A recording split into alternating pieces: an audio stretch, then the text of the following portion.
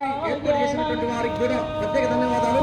వారి యొక్క వ్యాపారం కేకే ఈవెంట్స్ విశాఖపట్నం భాస్కర్ సప్లైస్ అద్దంకి వారు కేకే ఈవెంట్స్ నిర్వహించడానికి గాయాలని మనస్ఫూర్తిగా భగవంతుని ప్రార్థిస్తున్నాం. జై శ్రీరామ్.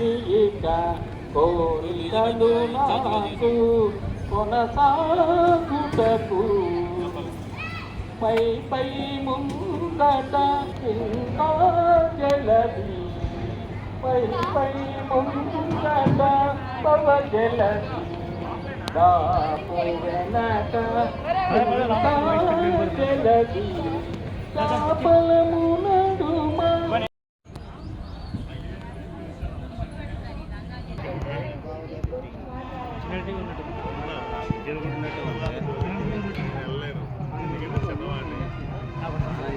స్నానం చేసి శుభ్రంగానే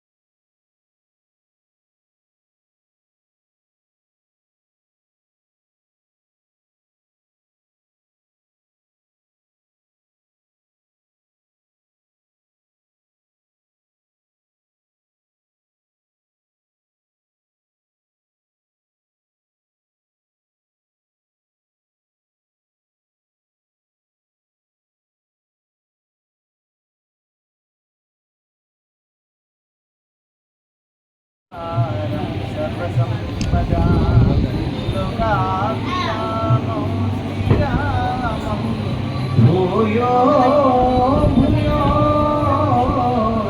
నమామ్యః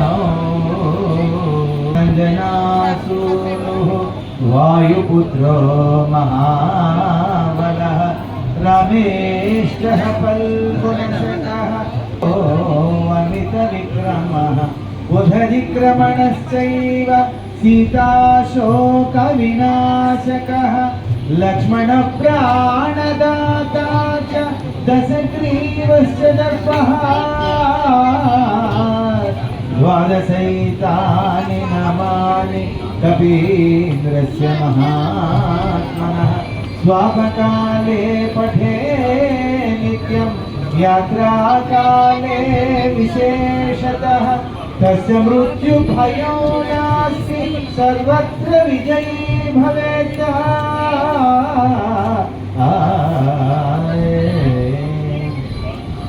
ఎట్లాంటి భయాలు జీవితంలో ఉన్నవన్నీ తొలగి ఆరోగ్యము, ఐశ్వర్యము, విజయము, దైవానుగ్రహం పూర్తిగా కలుగుతుందని సంపూర్ణమైన విశ్వాసంతో మీ అందరికీ తెలియజేస్తూ జై శ్రీరామ్. గొప్ప వేదిక చేస్తుంది మబ్బూరి గ్రౌండ్ ని. ఇటువంటి క్షేత్రం ఆంధ్రప్రదేశ్ రాష్ట్రంలో మొట్టమొదటిసారిగా వేసినటువంటి క్షేత్రంలో క్షేత్రపాలకుడిగా ఉన్నటువంటి శ్రీ కార్యసిద్ధి హనుమాన్ స్వామి వారి యొక్క అనుగ్రహం దేవాలయానికి ఎవరైతే అందిందో ఆ అనుగ్రహాన్ని ప్రజలకి భక్తులందరికీ అందించాలనే ఉద్దేశంతో అక్కడ ఏర్పాటు చేసిన 365 రోజులు 24 గంటల అఖండ శ్రీ హనుమాన్ చాలీసా పారాయణ 2024 ఏప్రిల్ 23 చిత్తా నక్షత్రం మంగళవారం నాటి పౌర్ణమి రోజున ప్రారంభమైంది. ఆ ప్రారంభానికి కూడా శ్రీమాన్ శ్రీ పి శ్రీనివాస్ గారు, ఎంఎస్ రామారావు గారి మనవరు వారి యొక్క ప్రారంభ ఉపన్యాసం, ప్రారంభ చాలీసా కార్యక్రమంతో ఈ రోజు జరుగుతూ దీని సమాపనోత్సవం ఏప్రిల్ 13, ఈ సంవత్సరం ఏప్రిల్ 13 చివరి రోజు ఆ కార్యక్రమం పూర్తవుతుంది. ఈ 7 రోజులు కూడా స్వామివారు వారి అనుగ్రహంతో మాకు 7 రోజులు నిన్నటి నుంచి 12వ తారీఖు 13వ తారీఖు వరకు కూడా సుందరాకాండ పారాయణ ఎంతో గొప్పగా ఈ చుట్టుపక్కల ఉండే భక్తులందరికీ బాగా అర్థమయ్యే విధంగా వారి గురించి చెప్పే అవసరం లేదు.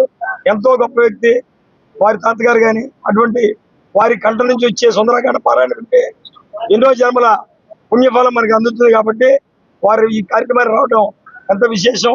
అట్లానే ఇక్కడ తిరుమల నమూనా దేవాలయాన్ని ఏర్పాటు చేసి తిరుమలలో జరిగే ప్రతి సేవని భక్తులందరికీ చూపించాలనే ఉద్దేశంతో ఏర్పాటు చేశాం.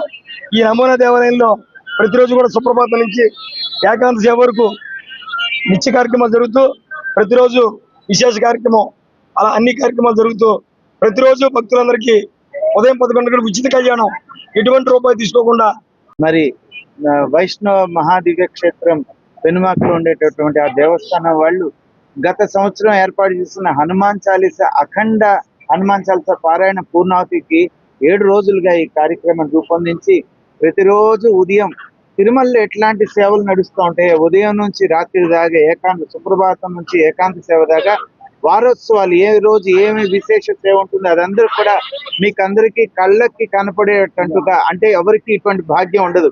చాలా తక్కువ మందికి తోమాల సేవ చేసుకోవడం, చాలా తక్కువ మందికి శుక్రవార సేవ చేసుకోవడం ఇవన్నీ దొరుకుతాయి.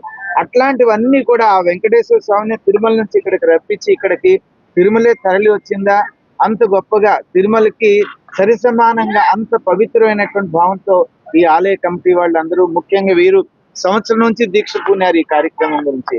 ఆ దీక్షలోనే ఈ పూర్ణాహుతి కూడా జరుగుతుంది.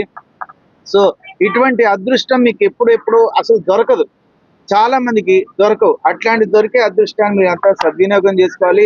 ఈ కార్యక్రమంలో రోజు ఉదయం నుంచి సాయంత్రం దాకా 10,000 మందికి పైగా కూర్చుండేటటువంటి కెపాసిటీ తోటి ఆహారము ఏవి అన్ని వసతులతోటి ఉచితంగా ఇంత గొప్ప సేవ చేస్తున్నారు వీళ్ళు.